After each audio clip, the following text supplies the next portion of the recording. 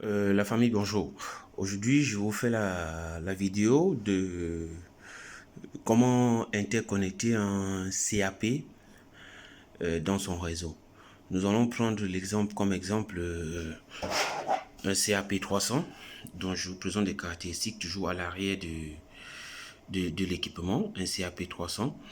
Et on va prendre le cas également d'un CAP 1200 qui sont deux produits, tous sont PoE.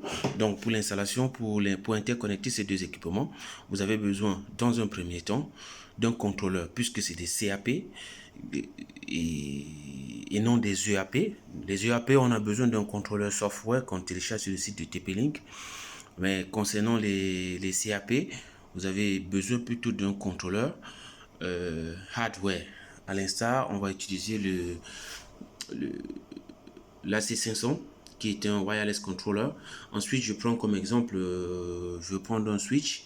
J'ai pris un simple switch, un switch le TL-SL 1218 MP, le MP pour dire PoE. Donc, puisqu'on a besoin d'un switch PoE, la première des choses à faire, c'est quoi? Gardez chaque fois, toutefois, en esprit que ces produits, pour avoir accès à l'interface web de votre contrôleur, son adresse IP par défaut, c'est 192.168.0.253 et non 254 ou bien 0.1. Et la difficulté que beaucoup d'utilisateurs qui me demandent de faire une vidéo ont, c'est comment accéder à l'interface web des bornes Wi-Fi en mode standalone. C'est-à-dire, j'accède directement pas via le contrôleur. Vous allez voir, quand vous retournez le produit, juste à l'arrière, vous avez ce qu'on appelle un bouton Fit Fat. À chaque fois, le produit vient en général en mode Fit, c'est-à-dire administrable via un contrôleur. Si je pousse le bouton de la gauche vers la droite, il va passer en mode FAT.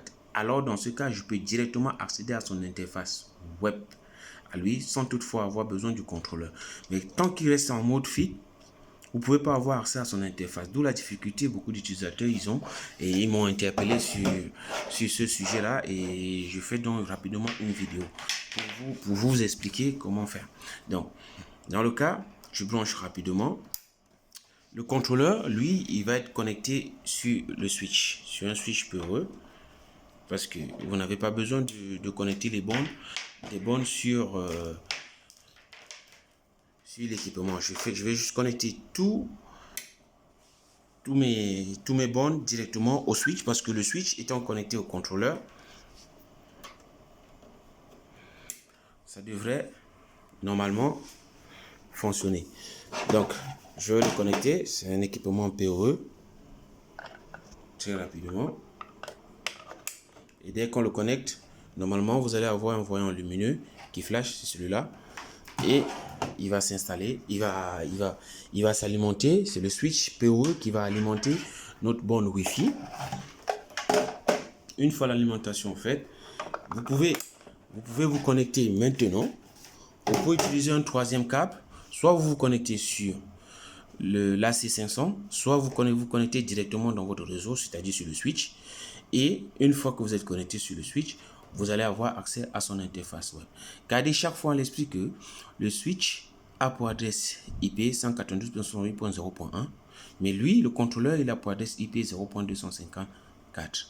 Donc, une fois que vous êtes connecté, indépendamment du réseau que vous allez avoir à l'extérieur, certaines personnes utilisent la box free qui est en 1.0.254, certains utilisent la box orange. Donc, à chaque fois quand vous voulez faire la manipulation étant connecté depuis votre box chez vous, l'idéal c'est de mettre tous les équipements que vous avez chez vous dans le même segment d'adresse IP que celui de votre borne, de votre box. Je prendrai un petit exemple en disant si vous avez connecté si votre borne est en 192.168.1.1, dans ce cas, je vous conseillerais de mettre le switch en 192.168.1.100 et mettre l'AC500 en 192.168.1.253.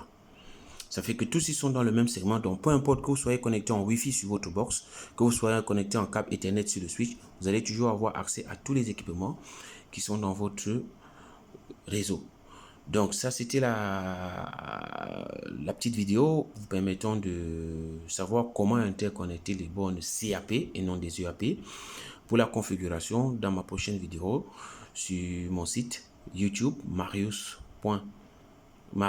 espace Roston, vous pouvez avoir toutes mes vidéos qui concernent tout ce qui concerne les produits TP-Nick.